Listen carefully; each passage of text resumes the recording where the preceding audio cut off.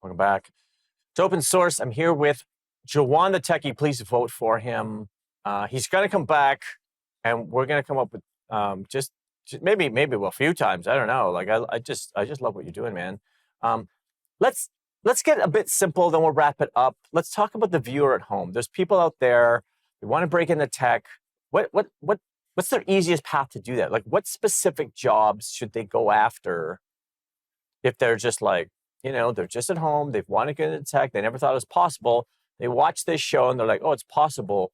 How would they do that? Which jobs should they look at? So I definitely think that there's so many roles within tech that value, people who already maybe even worked in certain roles before, right? So if you think about roles like customer success, right? People who have customer experience in like the customer service industry, people who are teachers who engage with people on a day-to-day basis. Those would be like good candidates for those type of roles because they bring a lot of transferable skills, things that can be taught easily, right? But they're already doing their day-to-day. I think in terms of entry level in general, IT help desk, desktop support, those type of roles are like very beginner friendly, and those are roles where you can like get a knowledge of the industry. Uh, uh, just in general. One of the things that I find very interesting, because I have a weekly podcast called Working in Tech, where I speak to like professionals in different roles just to kind of like break down what their journey looks like. And one of the tips that I got on that I thought was really powerful, right, was someone who said, if you really want to work at a tech company, but you're finding it hard to get in, if you can get in on the non-corporate side, right? That could be a great way. And I've had two people who've done that, right? Somebody who eventually went on to become a software engineer at Home Depot, kind of like started in the stores, or somebody who wanted to work at Apple, started kind of like as in the retail store and was able to work their way in, because that kind of like gets you adjacent to the role. So there's a lot of interesting strategies, but I think kind of like just to bring it back to your question, those are some of the roles that are easier to get. But again, I cover some of this also on my channel as kind of like my name, youtube.com/Juwon The Techie.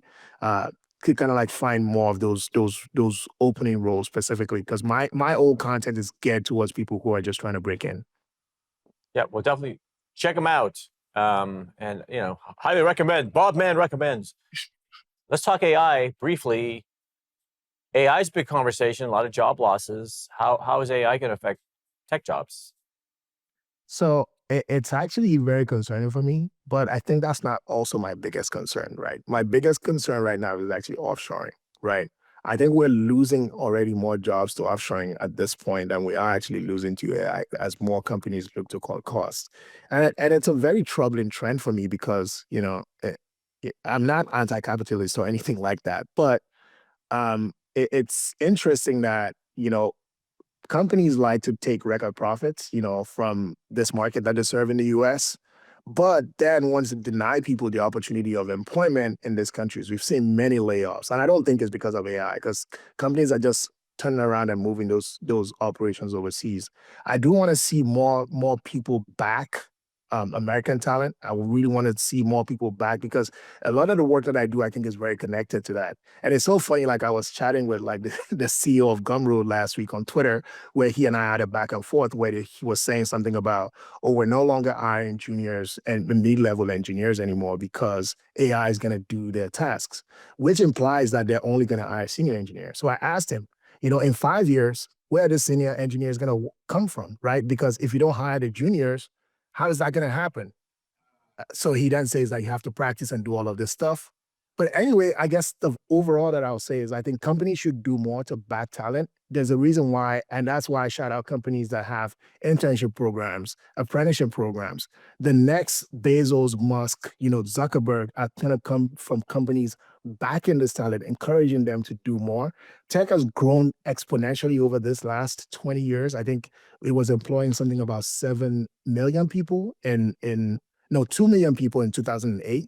Now that number is over 8 million. Right? It can continue to grow, and we need to continue to invest in the future of the tech industry. Everything you say is a mic drop. Juwon The Techie, thank you so much for coming. You got to come back, dude. I just appreciate what you're doing. Thank you so much, Bobby, and thank you so much to the team. I really appreciate you guys for having me.